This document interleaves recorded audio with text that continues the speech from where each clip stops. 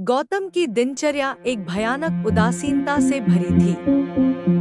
उसकी नजरें टीना के साथ उसके अवैध संबंध की गलती पर ही ठहरी रही। गौतम घबराहट में था। टीना से उसका अवैध संबंध अब एक भयानक गलती बन गया था। गर्भपात क्लिनिक की गंदी गंध हवा में लटकी हुई थी। हर चीज निराशाजनक लग रही थी। वेटिंग एरिया में बैठे एक आदमी ने गौतम को देखा। उसकी आंखें खाली थी, चेहरा सख्त था। उस आदमी ने गौतम से बातचीत शुरू की और बताया कि उसकी पत्नी का भी यहीं गर्भपात हुआ था। उसने बताया कि पहले तो उन्हें बहुत पछतावा हुआ, लेकिन फिर आदत सी पड़ गई। हर बार उसकी पत्नी गर्भवती होती तो वे इसी क्लिनिक में आते और गर्भपात करा लेते थे। वे इस भयानक चक्र में फंस गए थे। आदमी की बातों ने गौतम को अंदर ही अंदर झकझोर कर रख दिया।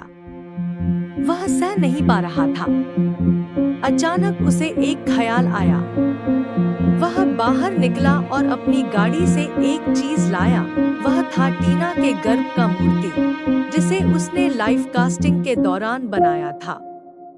स्टूडियो वापस जाकर उसने उस मूर्ति के पेट को चीर डाला।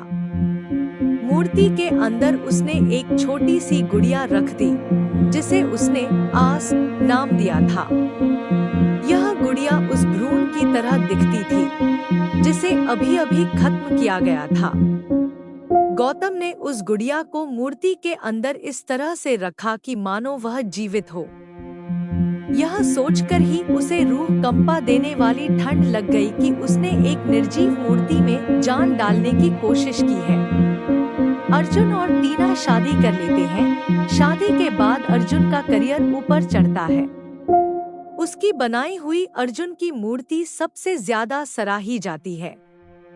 लेकिन फिर भी उसे पीछा नहीं छोड़ता वो डर, वो मायूसी। ये डर और मायूसी उनके रिश्ते में दरार पैदा कर देती है। इस वजह से उनके बीच में झगड़े होने लगते हैं। उसके साथ साथ अर्जुन को ये तकलीफ भी होने लगती है कि वो टीना के साथ शारीरिक संबंध नहीं बना पाता। एक दिन एक आर्ट गैलरी के मालिक जिमी से मिलते हुए जब अर्जुन अपनी मूर्तियों का विषय बदलने की बात करता है तो जिमी उसे धमकाता है। जिमी कहता है कि अगर उसने अपनी मूर्तियां बनानी बंद नहीं की और अर्जुन की मूर्ति के बारे में सबको बता दिया गया तो अर्जुन और टीना दोनों को जेल जाना होगा। गौतम की जिंदगी खुशहाल थी। एक दिन उसके अपने घर में ही उसे एक बंद दरवाजा दिखाई दिया। ये दरवाजा पहले कभी नहीं था। उसने टीना से पूछा कि ये कैसा दरवाजा है। टीना ने एकदम सख्त लहजे में जवाब दिया कि ये दरवाजा सिर्फ उसी के लिए है और इसे कभी नहीं खोलना चाहिए। उसने गौतम को चेतावनी दी कि अगर उसने ये दरवाजा खोला तो एक अजीब सी उदासी उन्हें घेर लेगी और उनकी शादी खत्म हो जाएगी। कुछ दिनों बाद गौतम को घर में अजीब सी हरकतें होने लगी। कभी दीवार पर, कभी शीशे पर अज्ञात स्रोत से लिखे हुए संदेश दिखाई देने लगे।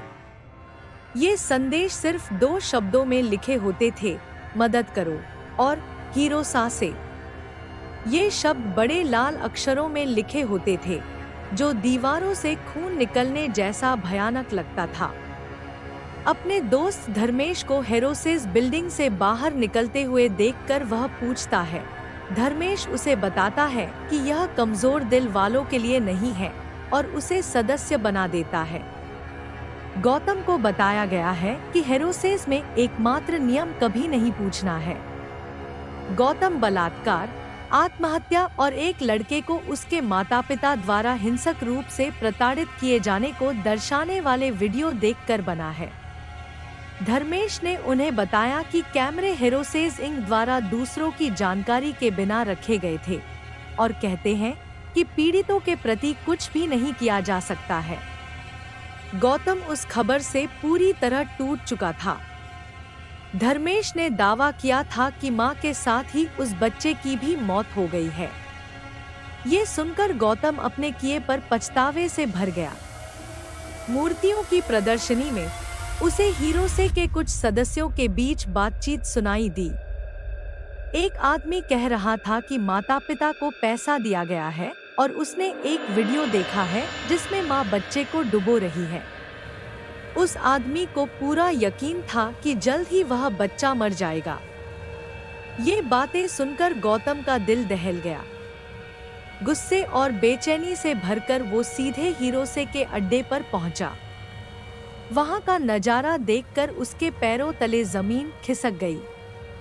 वो खौफजदा होकर देखता रहा कि वही खून से लथपथ बच्चा एक रसोई के चाकू को खुशी से लहराते हुए बेरहमी से अपने पूरे परिवार का कत्लेआम कर रहा था।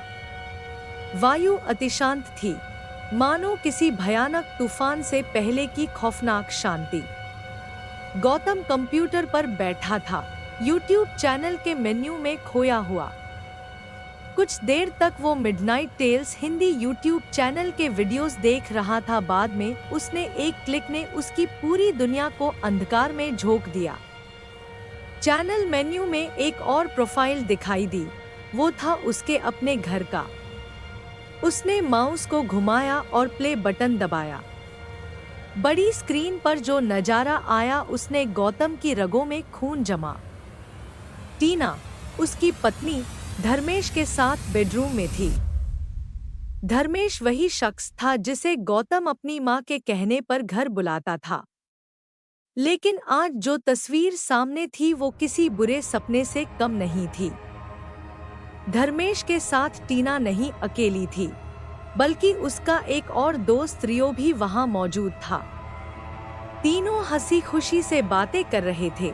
फिर कुछ देर बाद वो सब जो गौतम को देखना नहीं चाहिए था, वो हुआ। वीडियो में उसकी मां की आवाज सुनाई दे रही थी। वह टीना को किसी जिमी नाम के शख्स की तारीफ करने के लिए उकसा रही थी। वह टीना को अपनी मां के सुझाव पर धर्मेश और उसके दोस्त रियो के साथ यौन संबंध बनाते हुए देखता है। साथ ही जिमी को गौतम और उसके कार्यों के प्रति नकली प्रशंसा करने के लिए कहता है, जिसमें अर्जसा की मूर्तिकला का उल्लेख होता है। साथ ही यह भी कह रही थी कि जिमी को अर्जास के बनाए मूर्ति की तारीफ करनी चाहिए। हर एक खुलासा गौतम के लिए किसी वज्रपात से कम नहीं था। वह धोखा खा गया था, वह अकेला था और गुस्से का ज्वालामुखी उसके अंदर धधक रहा था। क्रिसमस का त्योहार आया। क्रिसमस की खुशियों को जश्न मनाने के लिए गौतम ने एक डिनर पार्टी रखी। उसने टीना, धर्मेश, रियो, अपनी मां और जिमी को बुलाया। पार्टी के दौरान गौतम ने रेड वाइन में कुछ मिला दिया। वह जहर था जिसे डेविलिश पिट कहा जाता था।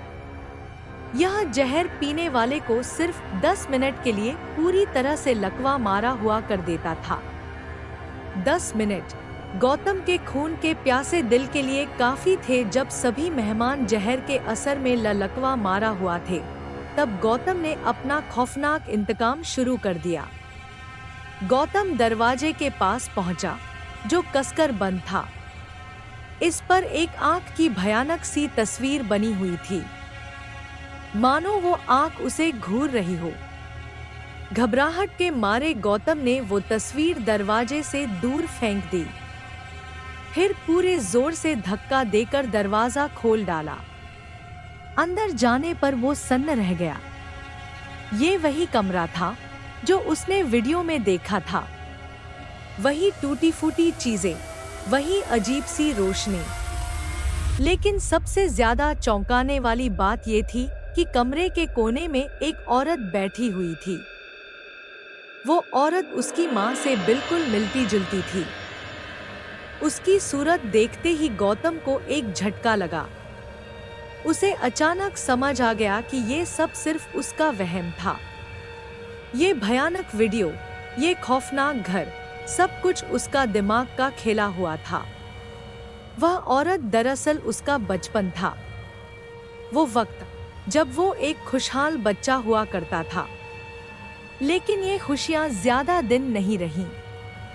एक हादसे में वो अपने बचपन को खो बैठा। असल में वो वीडियो बचपन का वो हिस्सा था जिसे वो भुला नहीं पाया था। उसने अपने ही हाथों से अपना बचपन खत्म कर लिया था, ठीक उसी तरह जैसे वीडियो में वो लड़का करता है। लेकिन गौतम के मामले में पुलिस ने उसे रोक लिया था।